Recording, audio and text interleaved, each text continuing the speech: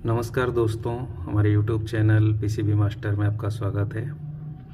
आज बात करेंगे पैनासोनिक इंडोर में जो डीसी मोटर लगा रहता है उसका सर्किट डायग्राम कैसा होता है।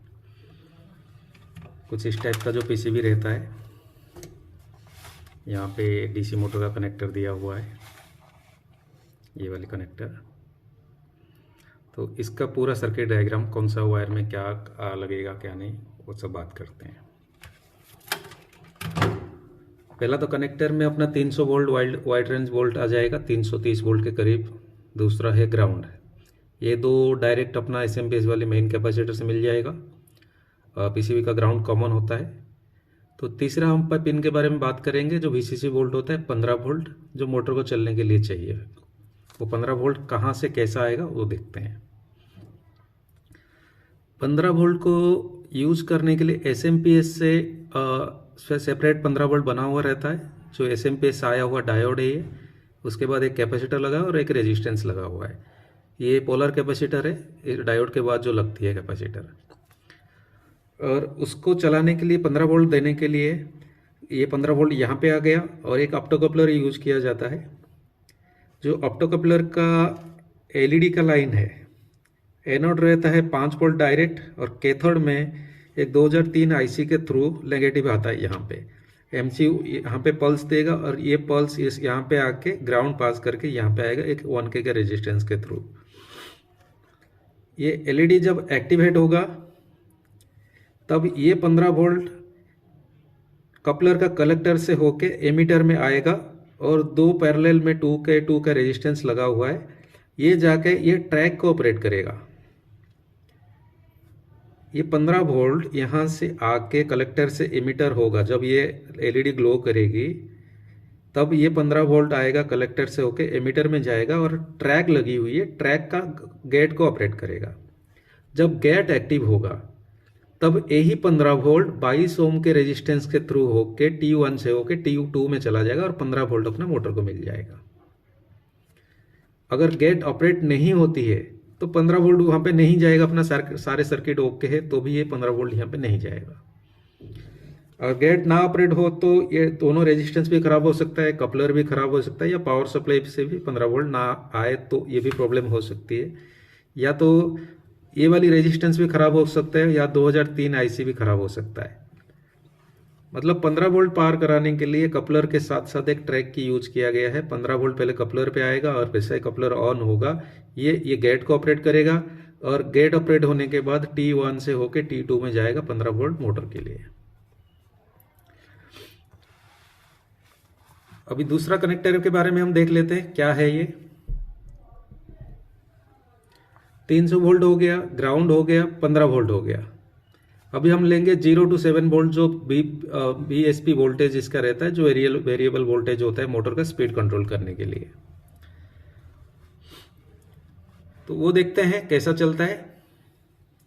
अभी इसको चलाने के लिए वही एक कपलर यूज किया गया है। माइक्रो कंट्रोलर से जैसा सिग्नल आएगा 1K के रेजिस्टेंस होके, एक 470 ओम और एक 510 ओम का रेजिस्टेंस लगा हुआ है कैथोड पे।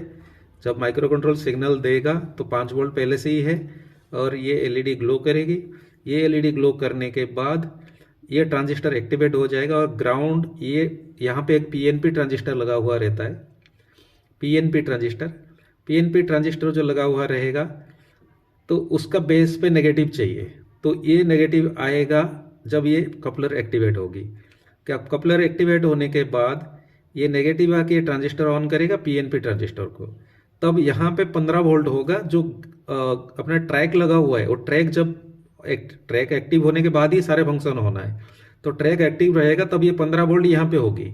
जो हमने पहले जो सर्किट डायग्राम में 15 वोल्ट वाले में देखे, तो T1 से होकर T2 यहाँ पे पहले से 15 वोल्ट है और 15 वोल्ट कहाँ पे है, एमीटर में है। और जब ये पीएनपी ट्रांजिस्टर ये कपलर एक्टिवेट कर देगा, ये 15 वोल्ट यहाँ पहुँच जाएगा। यहाँ आने के बाद दो रेजिस्टेंस लगा हुआ है वोल्ट डिवाइडिंग करने के लिए। ये वोल्ट डिवाइडिंग करेगा, एक 4K7 और एक 5K6, और इसके हिसाब से ये जंक्शन पे अपने को 6.8 वोल्ट तक वोल्टेज मिल जाएगी। ये वाली जंक्शन पे वोल्ट डिवाइडिंग करके 15 वोल्ट जो यहाँ से आ रहा है, तो यहाँ पे 6.8 मैक्स टू मैक्स वोल्टेज मिल जाएगा आपको। और ये 10K के रेजिस्टेंस होके अपना मोटर के लिए जा रहे हैं, मोटर का ड्राइव कंट्रोल करने के लिए, स्पीड कंट्रोल करने के लिए।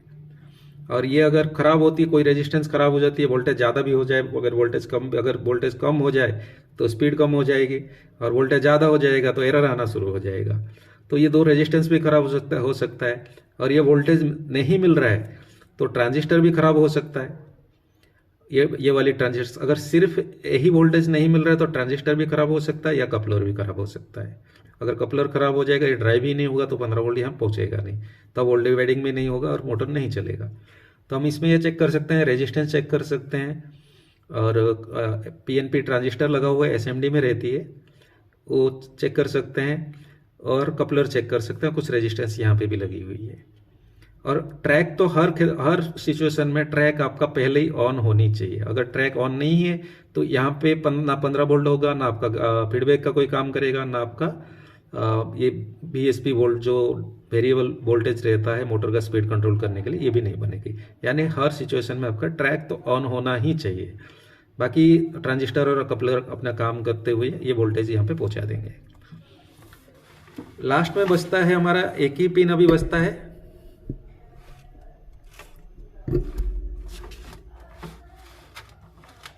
ये हो गया हमारा फीडबैक।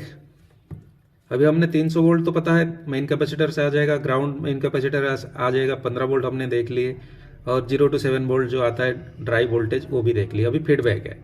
जब ये मोटर फीडबैक देगा वो कपलर की कैथोड साइड पे आ जाएगा। जब यहाँ से नेगेटिव आएगी, यहाँ से जब नेगेटिव आएगी आपका माइनस वोल्ट जब आएगी मोटर से, तब ये LED आपका एक्टिवेट हो जाएगा। और पहले से यहाँ पे वही ट्रैक से जो T2 पे 15 वोल्ट निकल के हर जगह जा रहे हैं, वही ट्रैक से एक 7.5 किलो ओम का रेजिस्टेंस लेके ये कपलर को दिया गया है LED को चलाने के लिए। 15 वोल्ट यहाँ पे है, ट्रैक ऑपरेट होगा तो ये 15 वोल्ट यहाँ पे आ जाएगा, और ये एक 7.5 किलो ओम का रेजिस्टेंस लगा के ये LED को एक्टिवेट किया गया है। और जब ये तो यहाँ पे प्लस वोल्ट पहले से है, और जब यहाँ से माइनस वोल्ट आएगा तो ये LED एक्टिवेट हो जाएगा। LED ग्लो होने के बाद ये जो 5 वोल्ट अपना कलेक्टर में दिया हुआ है, वो कलेक्टर का वोल्टेज 5 वोल्ट स्विचिंग होके माइक्रो कंट्रोलर में चला जाएगा, एक 1 किलो ओम की रेजिस्टेंस होके। अगर फीडबैक नहीं मिल रहा है माइक्रो कंट्रोलर को तो मोटर का स्पीड 0 से लेके ये तुरंत बढ़ जाएगा 6.8 या 7 वोल्ट तक, फिर मोटर का एरर आ जाएगा। अगर मोटर का एरर आ रहा है मोटर चलने के बाद, तो ये सर्किट में कुछ ना कुछ प्रॉब्लम हो सकती है। 15 वोल्ट तो तभी होगा नहीं, क्योंकि वो 15 वोल्ट है करके मोटर चल रहा है। यानी सिर्फ अपने को ये रेजिस्टेंस खराब हो सकता है, या कपलर खराब हो सकता है, या ये और एक रेजिस्टेंस, ये 3 चीज़ ही खराब हो सकती है। इसमें फीडबैक नहीं मिल रहा है तो आपको पता चल जाएगा कि मोटर स्पीड ले रहा है और बंद हो जा रहा है, फिर एरर आ जा रहा है।